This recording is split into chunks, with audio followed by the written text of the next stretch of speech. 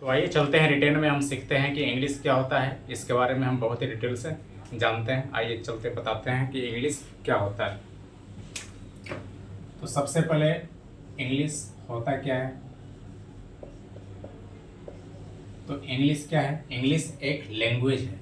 English क्या है? एक भाषा है।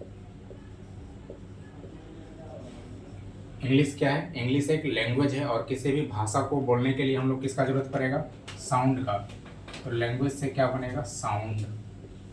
और फिर साउंड से क्या बनेगा? लेटर। फिर लेटर से क्या बनेगा? वर्ड। फिर वर्ड से क्या बनेगा? फ्रेज। और फ्रेज से क्या बनेगा? क्लाउज। और क्लाउज से क्या बनेगा? सेंटेंस। ठीक है। जो आपको मैंने कल बताया था कि इंग्लिश क्या होता है, तो इंग्लिश एक लैंग्वेज होता है और किसी भी लैंग्वेज को बोलने के लिए हम लोग साउंड की ज़रूरत पड़ती है। तो लैंग्वेज से क्या बनेगा? साउंड। और फिर साउंड से क्या बनेगा? लेटर। किसी भी लेटर को हम साउंड को बोलेंगे तो वो लेटर फिर करेंगे। और लेटर से क्या बनेगा? वर्ड। और फिर वर्ड के ग्रुप को क्या बोलेंगे? फ्रेज। और फ्रेज के ग्रुप को ही क्या बोलेंगे? क्लाउज। और क्लाउज में सब्जेक्ट और वर्ब का कॉम्बिनेशन होगा। और फ्रेज में सब्जेक्ट और वर्ब का कोई भी कॉम्बिनेशन नहीं होगा। सेंटेंस में सब्जेक्ट और वर्ब का कॉम्बिनेशन होगा। ठीक है। तो आइए चलते हैं बताते हैं कि साउंड क्या होता है। तो इंग्लिश में साउंड कितने होते हैं? इंग्लिश में साउंड जो होते हैं वो टोटल जो होते हैं 24 होते हैं, 44 होते हैं। 24 जो होता है वो होता है कॉन्सोनेंट साउंड। और 20 जो होता है वो वॉवेल साउंड होता है। तो अगर कोई आपसे पूछेगा कि इंग्लिश में साउंड कितने होते हैं, तो आपको बताना है कि इंग्लिश में साउंड जो होते हैं वो टोटल 44 होते हैं। उनमें से 24 जो होते हैं वो होते हैं कॉन्सोनेंट और 20 जो होते हैं वो वॉवेल होते हैं। लेकिन अगर आपसे कोई लेटर पूछेगा कि लेटर कितने होते हैं इंग्लिश में, तो लेटर टोटल कितने होते हैं? 26। उसमें से 5 क्या होंगे? आपका वॉवेल। और फिर जो रिमेनिंग हो गया 21 वो क्या हो गया? कॉन्सोनेंट। वॉवेल में क्या क्या आएंगे? तो ए, ई, आई, ओ, यू। बाकी जो भी रिमेनिंग बच गया ये सारे क्या होंगे? कॉन्सोनेंट हो गया। तो यहाँ तक तो आप लोग को समझ में आ ही रहा होगा कि इंग्लिश क्या होता है। इंग्लिश एक लैंग्वेज है और लैंग्वेज से क्या बनाएंगे? साउंड। और फिर साउंड से क्या बनेगा? लेटर। और फिर लेटर से क्या बनेगा? वर्ड। फिर वर्ड से क्या बनेगा? फ्रेज। फिर फ्रेज के बाद क्या होगा? क्लाउज। क्लाउज से क्या होगा? सेंटेंस। अब इसमें प्रॉब्लम क्या, बच्चों को प्रॉब्लम कहाँ होता है कि सर वर्ड कैसे बनाएंगे, फ्रेज कैसे बनाएंगे। फ्रेज और क्लाउज में सबसे ज़्यादा प्रॉब्लम होता है कि सर फ्रेज किसको बोलते हैं, क्लाउज किसको बोलते हैं और सेंटेंस किसको बोलते हैं। तो आइए हम इसको इंडिविजुअल बताते हैं कि फ्रेज क्या होगा, क्लाउज क्या होगा, सेंटेंस क्या हो गया। सबसे पहले आपको हम लेटर बता देते हैं कि लेटर से वर्ड को कैसे हम अरेंज करते हैं। किसी भी लेटर को हम लेटर के ग्रुप को वर्ड बोल नहीं देंगे। जब तक उसका मीनिंगफुल कोई सेंस नहीं आएगा तब तक किसी भी लेटर के ग्रुप को हम वर्ड नहीं बोलेंगे। किसी भी लेटर के ग्रुप को वर्ड हम तभी बोलेंगे जब वो मीनिंगफुल सेंस देगा। ऐसा नहीं होगा कि कोई भी लेटर के ग्रुप आ गया वो वर्ड हो गया, ऐसा नहीं होगा। जो भी मीनिंगफुल सेंस देगा वो होगा वर्ड। तो आइए हम आपको एग्जाम्पल से समझाते हैं। एग्जाम्पल जैसे हम ले लिए ओ, के, बी। ओ क्या, ये भी तो लेटर का ग्रुप है। ओ क्या है? एक लेटर है। के भी क्या है? एक लेटर है। बी क्या है? एक लेटर है। और ओ भी क्या है? एक लेटर है। तो क्या ये भी तो लेटर का ग्रुप है, तो क्या इसको हम वर्ड बोलेंगे? तो जी नहीं, इसको वर्ड हम नहीं बोलेंगे। क्यों नहीं बोलेंगे वर्ड? ये भी तो लेटर का ग्रुप है, तो इसको हम वर्ड क्यों नहीं बोलेंगे? क्योंकि ये जो है ये लेटर का ग्रुप तो है, बट इसका कोई भी मीनिंगफुल सेंस नहीं आ रहा है, इसलिए ये वर्ड नहीं कहलाएगा। ये क्या होगा? लेटर है। और फिर इसको वर्ड हम कब बनाएंगे? जब इसको हम अरेंज करेंगे, मीनिंगफुल कुछ सेंस आएगा तब ये वर्ड होगा। तो अब इसका मीनिंगफुल सेंस क्या हो जाएगा? इसका बुक हो जाएगा, BOOK।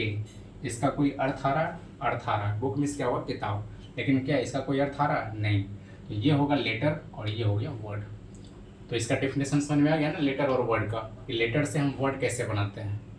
लेटर के ग्रुप को हम वर्ड तभी बोलेंगे जब उसका सेंस क्या होगा, मीनिंगफुल सेंस होना चाहिए। ऐसा नहीं कि मीनिंगफुल सेंस नहीं हो रहा है और उसको हम वर्ड बोल दिए, ऐसा नहीं होगा। चलिए अगला वर्ड लेते हैं, EROS। क्या इसको हम वर्ड बोलेंगे? क्या इसमें कोई मीनिंगफुल सेंस आ रहा है? EROS नहीं, इसका कोई मीनिंगफुल सेंस नहीं आ रहा। ये अलग अलग लेटर है, तो फिर इसको हम वर्ड कैसे बनाएंगे? तो लेटर के ग्रुप को हम वर्ड तभी बोलेंगे जब उसका मीनिंगफुल सेंस आएगा। तो इसको हम क्या लिखेंगे, रोज, ROSE। अब इसका मीनिंगफुल सेंस आ गया, अब ये हो गया वर्ड। तो लेटर के ग्रुप को वर्ड तभी हम बोलेंगे जब उसका कोई मीनिंगफुल सेंस आएगा। जब तक मीनिंगफुल सेंस नहीं आएगा लेटर के ग्रुप को हम वर्ड नहीं बोलेंगे। ठीक है, तो उम्मीद करते हैं कि यहाँ तक आपको बेसिक जो है ना लेटर और वर्ड में डिफ्रेंशिएट करना आ गया होगा आप लोग को। ठीक है, चलिए और एग्जांपल लेते हैं, जैसे TAC। क्या इसका कोई अर्थ निकल रहा है? TAC का अर्थ नहीं निकल रहा, तो इसका अर्थ कैसे निकालेंगे? कैट।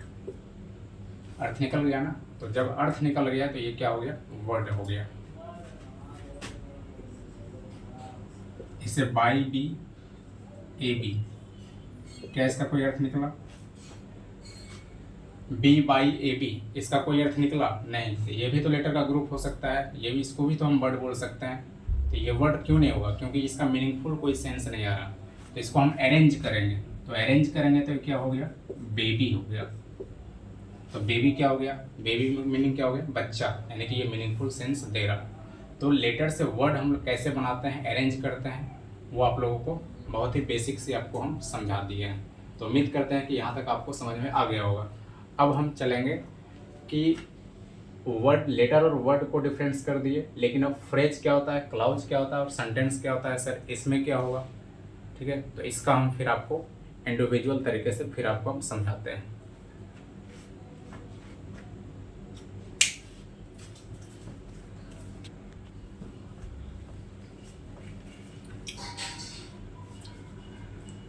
तो हम लोग बेसिक से समझ गए कि इंग्लिश क्या होता है। अब इंग्लिश के बारे में अगर कोई भी पूछते कि इंग्लिश क्या होता है, तो सबसे पहले आप बोलिएगा कि इंग्लिश एक लैंग्वेज है, और लैंग्वेज से क्या बनेगा, साउंड, फिर साउंड से क्या बनेगा, लेटर, फिर लेटर के ग्रुप को क्या बोलेंगे, वर्ड, और फिर वर्ड के ग्रुप को क्या बोलेंगे, फ्रेज, फ्रेज से क्या बनेगा, क्लाउज, फिर क्लाउज से क्या बनेगा, सेंटेंस। ठीक है, अब हम लोग डिफरेंस समझेंगे कि वर्ड, फ्रेज, क्लाउज और सेंटेंस में क्या डिफरेंट होता है। अब हम लोग ये समझेंगे। अब आप लोग ये तो जान गए होंगे कि सर लेटर क्या होता है, वर्ड क्या होता है, ये सब तो सबको पता हो गया होगा, बहुत बेस से हम समझा दिए सारी चीज़ों को। अब हम यही समझेंगे कि फ्रेज क्या होता है, क्लाउज क्या होता है, सेंटेंस क्या होता है। ठीक है, तो आइए चलते हैं। अब यहाँ हम लिख देते हैं फ्रेज। आप लोग भी ऐसे ही कॉपी को नोट करते जाइएगा जैसे जैसे हम लिख रहे हैं। फ्रेज, क्लाउज और सेंटेंस।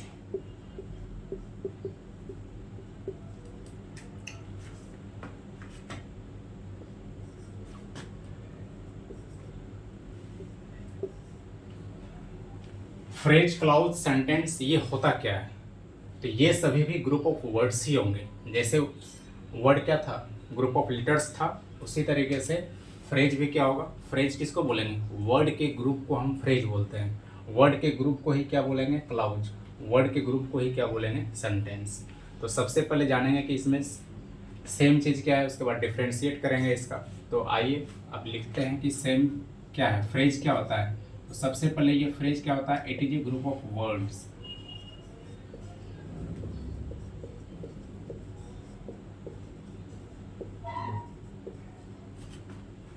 क्लाउज भी क्या होगा, क्लाउज भी ये भी होगा, it is a group of words, ये भी वर्ड्स का एक ग्रुप है।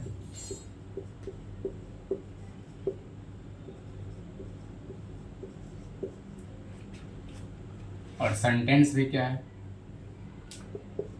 ये भी ग्रुप ऑफ वर्ड्स है।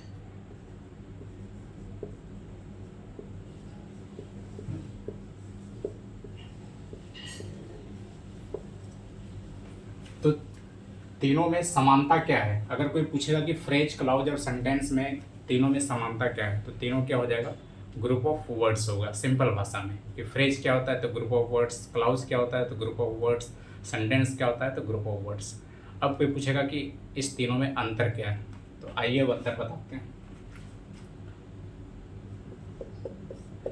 फ्रेज में सब्जेक्ट और वर्ब का कोई कॉम्बिनेशन नहीं होता है, नो कॉम्बिनेशन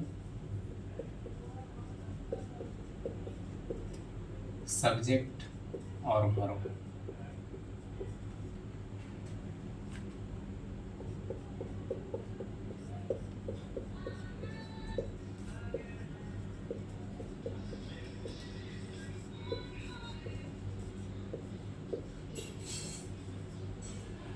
तो देखिए सबसे पहले फ्रेज को हम जानते हैं बढ़िया से कि फ्रेज क्या होता है। तो फ्रेज जो होता है it is a group of words. Phrase क्या होता है, तो आसान भाषा में अगर कोई पूछ ले कि फ्रेज क्या होता है, तो फ्रेज जो होता है वो ग्रुप ऑफ वर्ड्स होता है।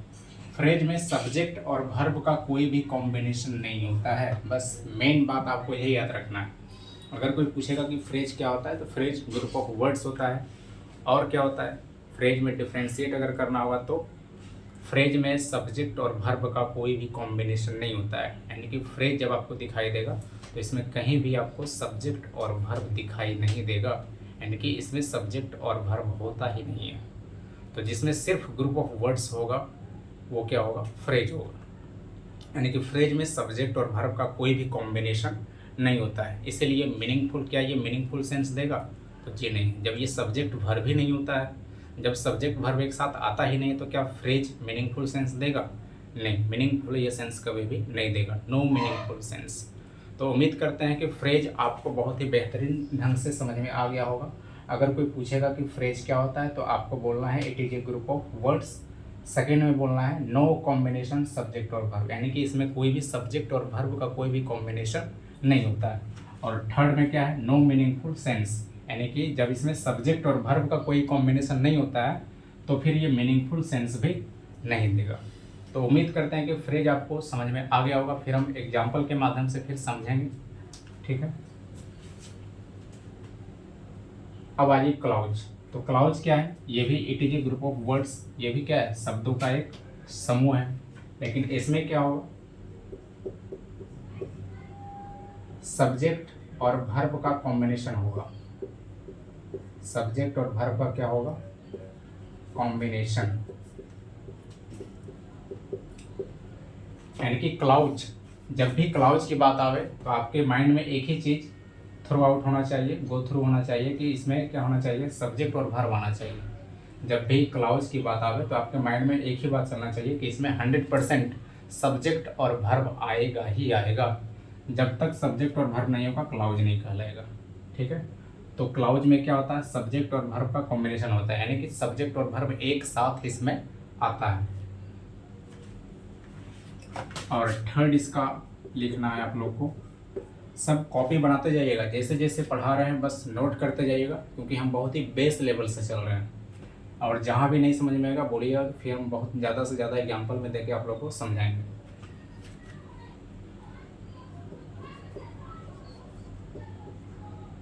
इट गिव्स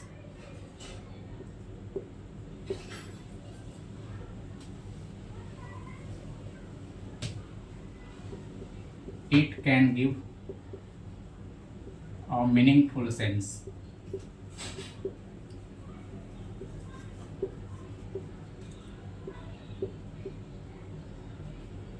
और में लिखिएगा it cannot give a complete meaning।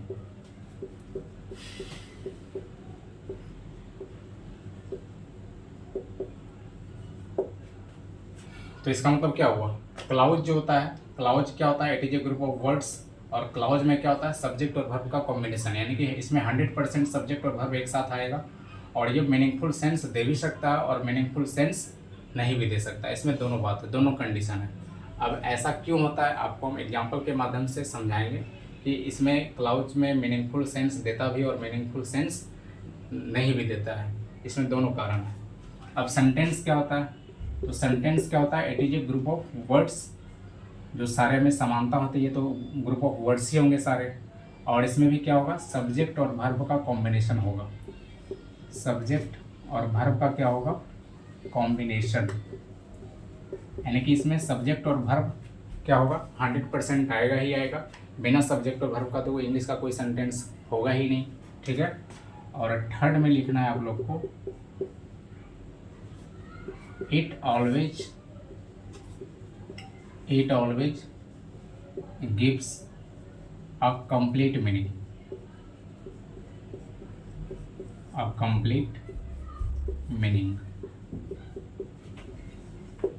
ठीक है। तो फाइनली हम फिर तीनों को हम समझाएंगे फिर से। ऐसा नहीं है कि एक बार समझा दिए, फिर जितनी बार समझाएंगे उतनी बार आपका डाउट क्या होगा, क्लियर होगा। और जहाँ डाउट, थोड़ा सा भी डाउट होगा, फिर से आप लोग दोबारा तिबारा जितना होगा, जितनी बार वीडियो को देखना है देख सके, जितनी बार संभव है आप लोग देखिए, क्योंकि यही तो फ़ायदा है ऑनलाइन होने का। ऑनलाइन होने का प्रॉफिट यही है कि आप जिस चीज़ को नहीं समझ रहे हैं फिर से बैक कीजिए और फिर से देखना चालू कीजिए, फिर से स्टार्टिंग से समझिए हर एक चीज़ को। ठीक है। तो डाउट थोड़ा सा भी हम रहने नहीं देंगे। चलिए आइए फिर से समझते हैं कि फ्रेज क्या होता है। अब कोई पूछेगा कि आपसे फ्रेज क्या होता है, तो आपको बोलना है कि फ्रेज हो या क्लाउज हो या सेंटेंस हो, सबका समान बस एक ही चीज़ है कि सारे ग्रुप ऑफ वर्ड्स है। इतना तो आप लोग को समझ में आ गया होगा। चाहे वो फ्रेज हो, चाहे वो क्लाउज हो, चाहे वो सेंटेंस हो, तीनों में समानता क्या है, तो आपको बोलना है कि सर समानता ये है, ये तीनों क्या है, ग्रुप ऑफ वर्ड्स है। तो फिर क्या है, अगर हम पूछेंगे फिर फ्रेज और क्लाउज में अंतर क्या है, तब आपको क्या रिप्लाई देना है कि सर फ्रेज में सब्जेक्ट और वर्ब का कोई भी कॉम्बिनेशन नहीं होता है, और क्लाउज में सब्जेक्ट और वर्ब का कॉम्बिनेशन है। This is the different. Do you have any doubt? I hope that सारे चीज़ क्लियर हो रहे होंगे आप लोग को। क्लैरिटी से ही पढ़ना है, एक एक चीज़ को क्लैरिटी से पढ़ना है। ठीक है। तो अगर कोई पूछेगा कि what is the difference between phrase and clause, तो you will have to reply. ठीक है। क्या रिप्लाई करना है कि फ्रेज में क्या होता है, फ्रेज क्या होता है, ग्रुप ऑफ वर्ड्स। ठीक है। और इसमें सब्जेक्ट और वर्ब का कोई भी कॉम्बिनेशन नहीं होता है, लेकिन क्लाउज में सब्जेक्ट और वर्ब का कॉम्बिनेशन होता है। अगर कोई पूछ दे कि फ्रेज और क्लाउज में अंतर पूछेगा, तब आपको ये बोलना है कि फ्रेज में सब्जेक्ट और वर्ब का कोई कॉम्बिनेशन नहीं होता है, लेकिन क्लाउज में सब्जेक्ट और वर्ब का कॉम्बिनेशन होता है। क्या फ्रेज मीनिंगफुल सेंस देगा, तो आपको बोलना है नहीं। जब सब्जेक्ट और वर्ब एक साथ आएगा ही नहीं, जब सब्जेक्ट और वर्ब इसमें होता ही नहीं है, तो ये मीनिंगफुल सेंस कभी भी नहीं देगा। तो ये फ्रेज तो उम्मीद करते हैं कि फ्रेज आपको बहुत ही बेहतरीन से समझ में आ गया होगा। आइए अब क्लाउज पे आइए। क्लाउज में क्या होता है, ये भी ग्रुप ऑफ वर्ड्स है। इसमें सब्जेक्ट और वर्ब का क्या होता है, कॉम्बिनेशन। ये कंप्लीट मीनिंग दे भी सकता है और कंप्लीट मीनिंग नहीं भी दे सकता है। इसका कारण ये है कि क्लाउज जो होते हैं वो, there are two types of clause. एक होता है डिपेंडेंट क्लाउज और एक होता है इंडिपेंडेंट क्लाउज। तो इंडिपेंडेंट का मतलब हम लोग क्या समझते हैं, हम लोग हर साल इंडिपेंडेंस डे मनाते हैं, मतलब स्वतंत्र आज़ाद। इंडिपेंडेंट मतलब किसी पे वो डिपेंड नहीं है। ठीक है। तो इंडिपेंडेंट क्लाउज वो होता है जो किसी पे बंधा हुआ नहीं है, मुक्त है, पूरा आज़ाद है, नहीं, वो किसी पे दूसरे सेंटेंस पे वो डिपेंड नहीं करता है, वो अपने आप में क्या है, बिल्कुल आज़ाद है, बिल्कुल स्वतंत्र है। यानी कि वो किसी पे निर्भर नहीं है। जो बंदा किसी पर निर्भर नहीं रहता है वो क्या होता है, बिल्कुल स्वतंत्र होता है। ठीक है। तो इंडिपेंडेंट क्लाउज वो होता है जिसका, जो हमेशा मीनिंगफुल सेंस देगा, और डिपेंडेंट क्लाउज वो होगा जिसका मीनिंगफुल सेंस वो कभी भी नहीं देगा। ठीक है। यही अंतर है। इसीलिए यही कारण है कि क्लाउज में मीनिंगफुल सेंस दे भी सकता है और मीनिंगफुल सेंस नहीं भी दे सकता है। इसको हम आपको नोट में करके अभी हम लिख देते हैं। ठीक है। तो आप लोग नोट में करके लिख लीजिए। क्लाउज जो होते हैं वो दो प्रकार के होते हैं। एक होता है dependent clause,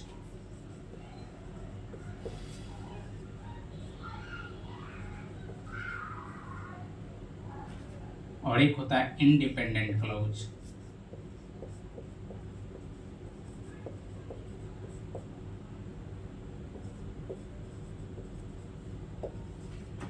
dependent clause, it gives a complete meaning.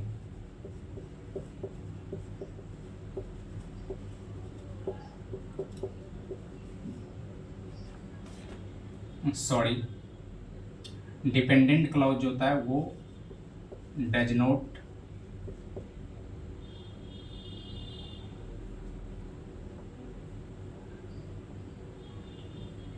it does not give a meaningful sense.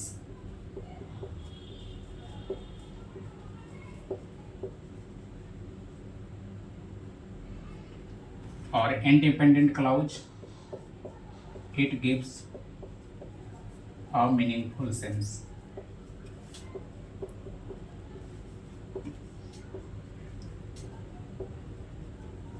ठीक है, इसको नोट में करके आप लोग नोट कर लीजिएगा कि क्लाउज जो होते हैं वो दो प्रकार के होते हैं, एक होता है डिपेंडेंट क्लाउज और एक होता है इंडिपेंडेंट क्लाउज। तो डिपेंडेंट क्लाउज जो किसी पे डिपेंड करता है इसलिए वो बिल्कुल हमेशा मीनिंगफुल सेंस नहीं देगा, ठीक है। डिपेंडेंट क्लाउज मीनिंगफुल सेंस कभी भी नहीं देगा, और इंडिपेंडेंट क्लाउज वो हमेशा क्या होता है, ये मीनिंगफुल सेंस देगा। कौन? Independent clause. अब हम आइए इसको हम एग्जाम्पल के माध्यम से समझते हैं कि फ्रेज, क्लाउज और सेंटेंस क्या होता है। और सेंटेंस क्या, अगर कोई पूछेगा कि क्लाउज और सेंटेंस में क्या अंतर होता है, तो क्लाउज जो होता है वो मीनिंगफुल सेंस दे भी सकता है, मीनिंगफुल सेंस नहीं भी दे सकता है, लेकिन सेंटेंस ऑलवेज क्या होगा, कंप्लीट मीनिंग देगा हमेशा, ठीक है। तो आइए हम एग्जाम्पल से समझते हैं। अब ये लोग आप लोग नोट कर लीजिएगा, हम फिर से एक बार रिकॉल कर देते हैं कि इंग्लिश क्या होता है। इंग्लिश एक लैंग्वेज है, फिर लैंग्वेज से क्या बनता है, साउंड। अगर कोई पूछे कि साउंड टोटल कितने होते हैं, तो टोटल साउंड 44 हो जाते हैं, ठीक है। टोटल कितने होंगे, 44, ठीक है। उसमें से 24 क्या हो जाएगा, कॉन्सोनेंट, और 20 क्या हो जाएगा, वॉवेल। लेटर टोटल कितने होते हैं, तो 26, 5 हो जाएंगे वॉवेल, 21 हो जाएगा consonant. A E I O you ये सारे वॉवेल हैं, इसके बाद जो भी रिमेनिंग हो गया सारे कॉन्सोनेंट। बाकी तो ये सब आपको रिकॉल करवा ही दिए। लेटर से वर्ड कैसे बनाते हैं, फ्रेज, क्लाउज और सेंटेंस में सारा चीज़, इसको आप लोग नोट कर लीजिएगा। अब हम इसको एग्जाम्पल से समझाते हैं।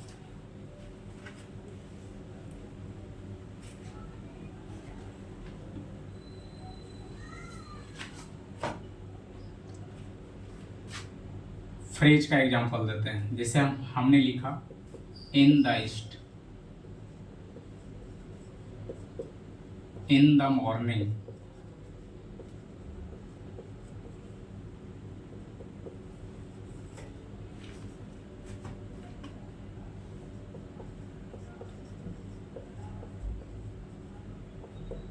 in the evening, at home, ठीक है। तो हमने ये लिखा, क्या इसमें आपको कहीं सब्जेक्ट और वर्ब नजर आ रहा है?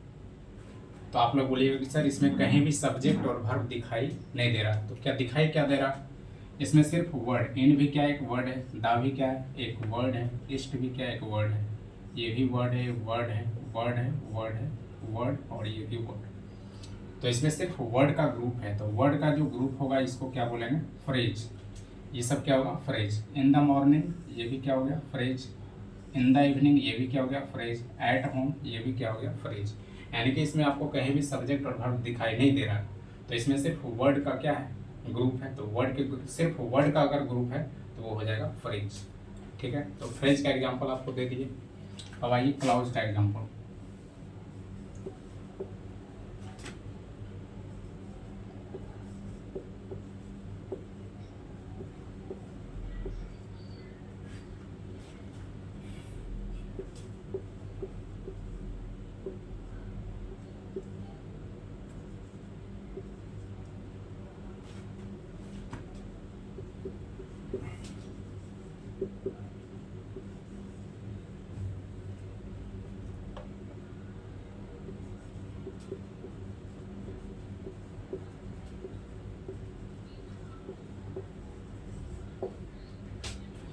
अब हमने क्या लिखा, if he comes here I will give him some money, ठीक है। अब देखिएगा कि सेंटेंस यहाँ से स्टार्ट हो रहा और सर ये अगर जो है आप जैसे लिखे हैं इसमें नो मीनिंगफुल सेंस, क्या ये फ्रेज में आपको डाउट है? हाँ बोलिए यहाँ पे।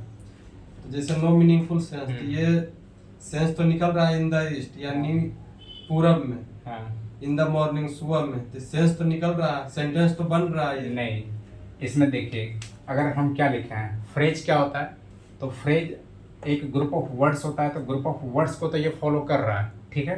फिर सेकंड में हम क्या लिखे हैं, नो कॉम्बिनेशन सब्जेक्ट और वर्ब, ठीक है, यानी कि इसमें कोई भी सब्जेक्ट और वर्ब का कॉम्बिनेशन नहीं होता है। क्या यहाँ पे कहीं सब्जेक्ट और वर्ब दिखाई दे रहा है? No sir. नहीं दिखाई दे रहा है। तो फिर थर्ड में क्या लिखे हैं, नो मीनिंगफुल सेंस। तो जब सब्जेक्ट और वर्ब नहीं आएगा, सीधी सी बात है कि इंग्लिश का कोई भी सेंटेंस बिना सब्जेक्ट और वर्ब का होता ही नहीं है। इंग्लिश का कोई भी वाक्य हो, कोई भी सेंटेंस हो, वो विदाउट सब्जेक्ट और वर्ब का होता ही नहीं है। और ये कभी भी मीनिंगफुल सेंस नहीं देगा, जब तक सब्जेक्ट और वर्ब नहीं आएगा मीनिंगफुल सेंस देगा ही वो नहीं। जैसे देखिए in the east, in the east पूरब में, पूरब में क्या, उसका रिप्लाई तो दो। अब पूरब में बोल दिए, पूरब में क्या होगा, सूरज उगेगा, सूरज डूबेगा, ठीक है, कुछ तो होना चाहिए। मॉर्निंग में, सुबह में क्या है, खाएंगे, सोएंगे, टहलेंगे, कुछ तो होना चाहिए।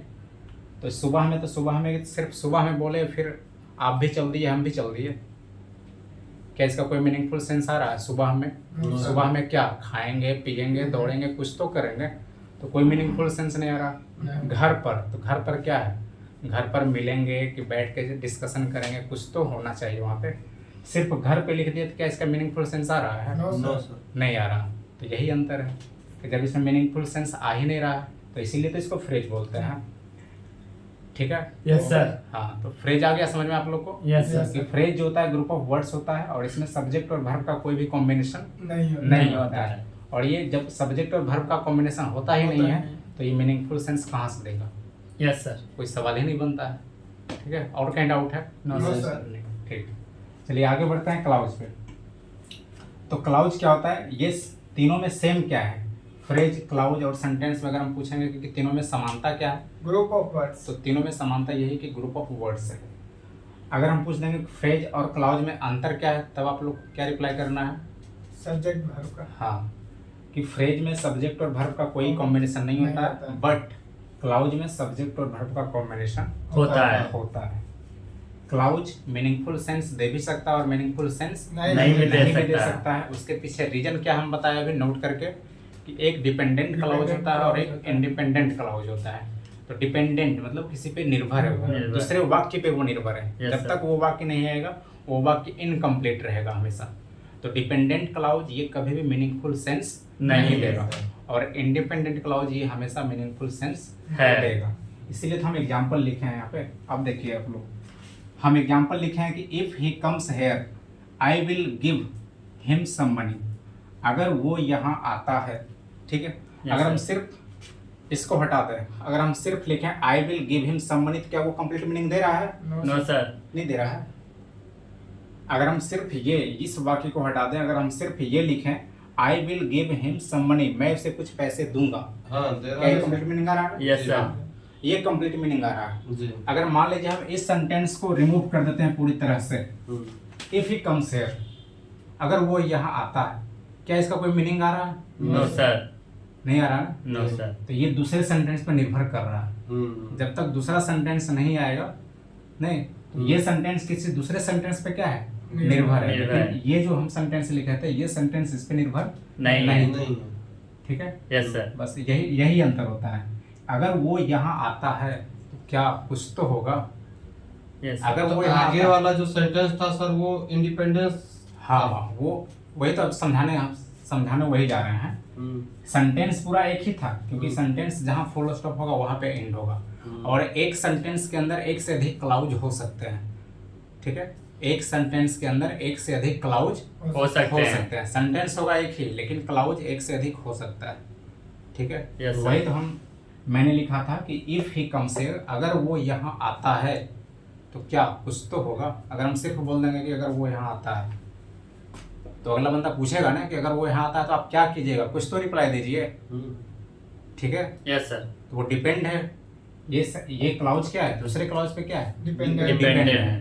ठीक है, लेकिन ये जो हम सेंटेंस लिखे थे, I will give him some money, ये इस क्लाउज पे डिपेंड नहीं है। ठीक है, इसका पूरा मीनिंगफुल सेंस आ रहा है ना, कि मैं उसे कुछ पैसे दूंगा। ठीक है। Yes sir.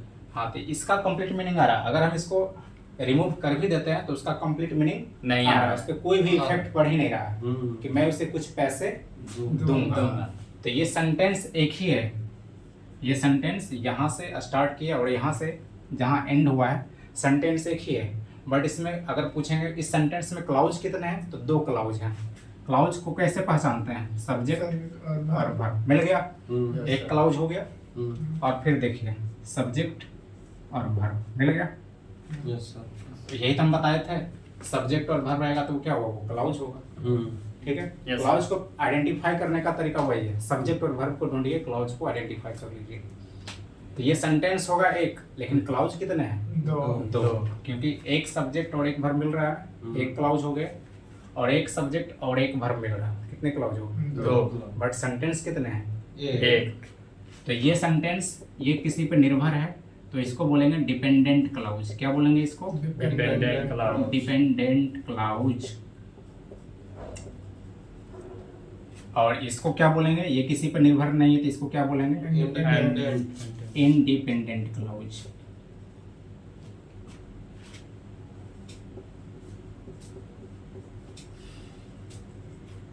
क्या सर हम इसको सेंटेंस नहीं बोल सकते हैं इसको? हाँ, सेंटेंस बोलेंगे। सेंटेंस ये है बिल्कुल, यहाँ से यहाँ तक सेंटेंस है।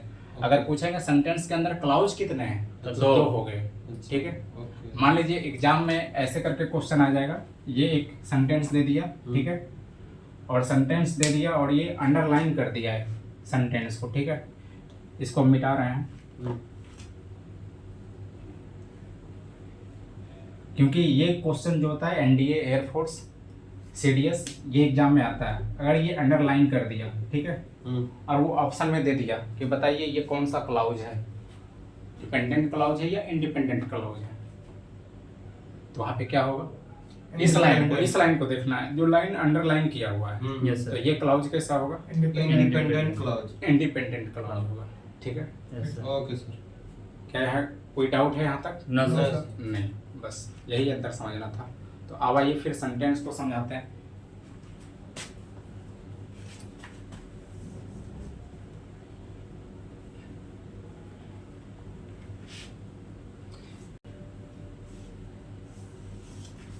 अब सेंटेंस में देखिए, सेंटेंस में ऐसा कोई भी लफड़ा नहीं है कि सेंटेंस में कभी कंप्लीट मीनिंग दे भी सकता है, कंप्लीट मीनिंग नहीं भी दे सकता है। सेंटेंस में ऐसा कुछ भी नहीं है। सेंटेंस हमेशा कैसा मीनिंग देगा?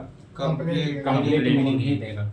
जैसे I read A novel, I read a novel, मैं क्या पढ़ता हूँ? तो नोवेल पढ़ता हूँ। ठीक है। आई ईट ए मैंगो, मैं क्या खाता हूँ? तो आम खाता हूँ। तो ये कंप्लीट क्या हो गया?